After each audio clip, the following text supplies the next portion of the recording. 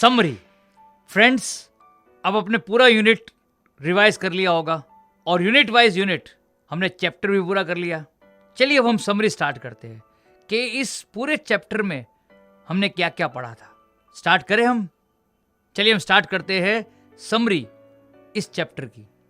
What is periodic motion? Periodic motion क्या होता है? आपको पता है, वो मोशन जो रिपीट होता है अपने आप में एक रेगुलर इंटरवल्स ऑफ टाइम में, उसे हम पीरियोडिक मोशन कहते हैं। A motion which repeats itself at regular intervals of time is called periodic motion. Simple pendulum जो पढ़ा था आपने, ये एक पीरियोडिक मोशन का एग्जाम्पल है। आपने देखा था सिंपल पेंडुलम जो है वो अपनी मोशन को रेगुलर इंटरवल्स ऑफ टाइम में कंप्लीट करता है, इसलिए सिंपल पेंडुलम की मोशन को हम पीरियोडिक मोशन कहते हैं। सिंपल पेंडुलम कैसे बनाते हैं? आपने एक एक्टिविटी करी थी।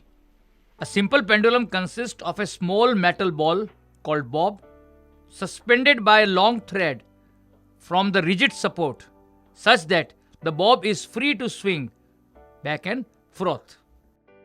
और आपने बहुत सारे टर्म्स सिंपल पेंडुलम के पढ़े थे। अगर ये complete to and fro motion अगर बॉब कंप्लीट कर लेता है मीन पोजीशन से, तो इसको हम क्या बोलते हैं? इसको हम बोलते हैं ऑक्सीलेशन ऑफ द पेंडुलम। यानी बॉब जो है अपनी मीन पोजीशन मान लो ए है, तो बॉब का मोशन ए से सी तक, सी से ए से होते हुए बी तक और बी से ए तक वापस आती हुई को हम एक ऑसिलेशन कहते हैं। क्या कहते हैं? एक ऑसिलेशन कहते हैं। So what is oscillation of the pendulum? One complete to and fro motion of the bob about its mean position is called an oscillation of the pendulum.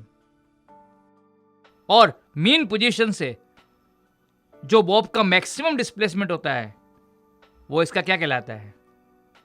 बिल्कुल सही, एम्पलीट्यूड। तो what is amplitude of the pendulum? The maximum displacement of the bob from its mean position on either side is called the amplitude of the pendulum. आपने अभी एक oscillation क्या होता है समझा। उस ऑसिलेशन को कंप्लीट करने में जितना टाइम लगा वो उसका टाइम पीरियड कहलाता है। यानी कि एक ऑसिलेशन के लिए जितना टाइम चाहिए वो उस पेंडुलम का टाइम पीरियड कहलाता है। The time taken by the bob of a pendulum to complete one oscillation is called the time period of the pendulum. Frequency क्या होती है पेंडुलम की?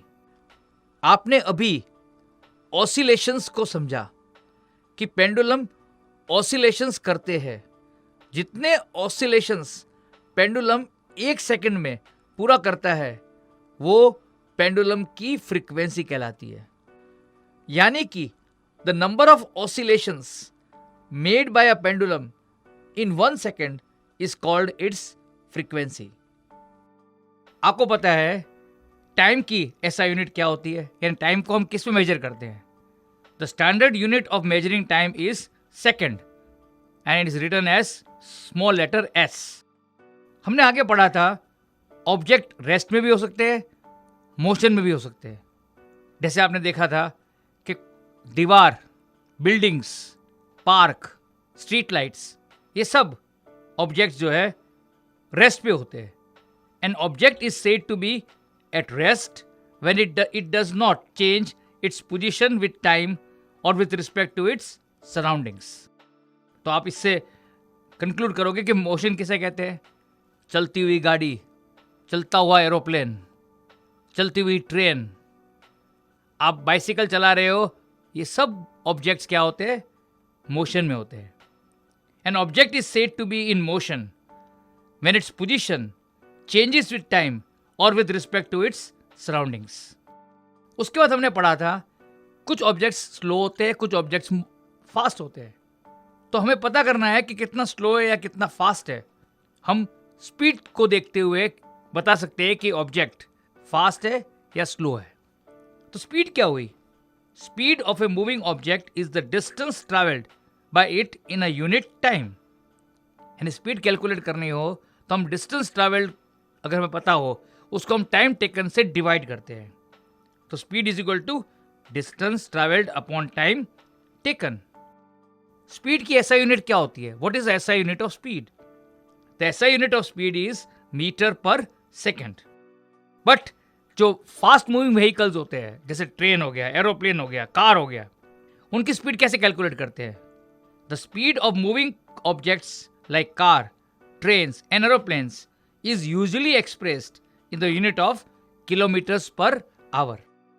आपको पता है कि आपके व्हीकल्स जैसे कार हो गया, स्कूटर हो गया, बाइक हो गया, उसके अंदर एक इंस्ट्रूमेंट होता है जो कि उस व्हीकल की स्पीड को बताता है।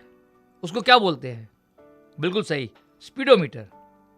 सो speedometer is an instrument on a vehicles dashboard which indicates the speed of the vehicle at that instant of time in kilometers per hour. इसी इंस्ट्रूमेंट में एक और पार्ट होता है जिसे ओडोमीटर कहते हैं। ओडोमीटर हमें क्या बताती है?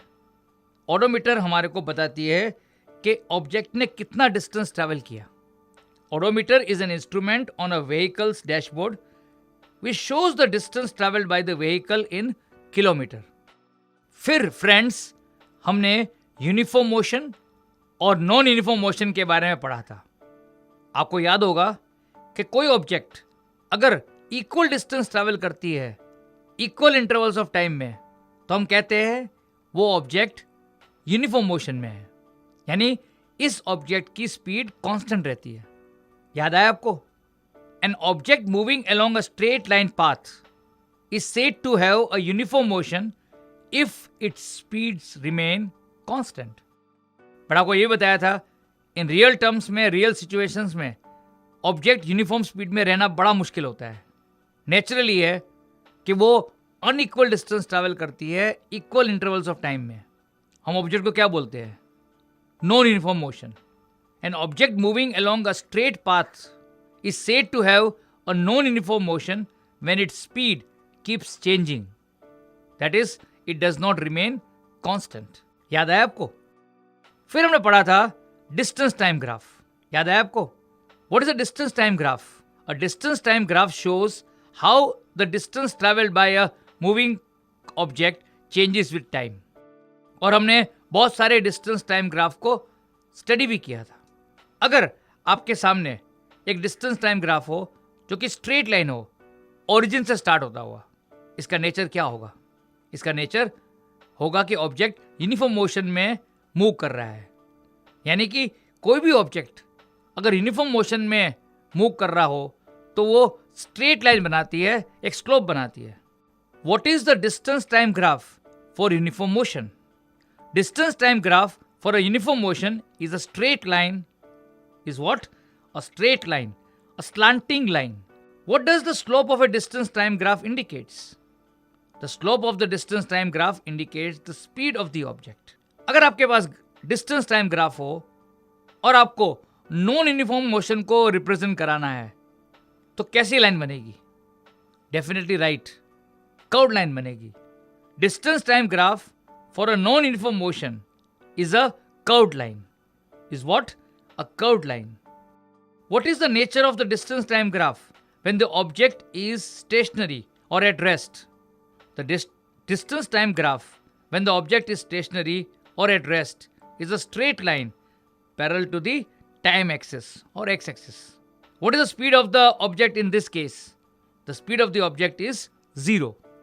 तो आपने पूरा चैप्टर को समराइज भी कर दिया।